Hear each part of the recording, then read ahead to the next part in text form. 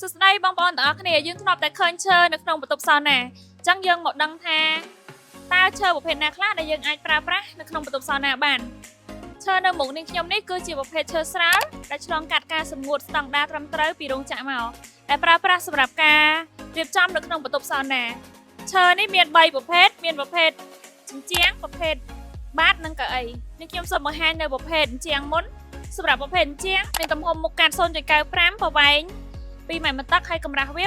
12មីលីម៉ែត្រដែលប្រើប្រាស់សម្រាប់ការរៀបចំទៅលើផ្នែកជញ្ជាំងនិងពិដាននៅក្នុងឈើនីមួយៗវាមានកលៈដែលអាចឲ្យយើងភ្ជាប់គ្នាពីឈើមួយទៅឈើមួយបានហើយនៅក្នុងការដំឡើងគឺយើងប្រើប្រាស់គ្រោងឈើបន្ទាប់មកភ្ជាប់ឈើទាំងអស់នេះចូលគ្នាហើយបាញ់វិសទៅគឺយើងអាចដំឡើងបានហើយ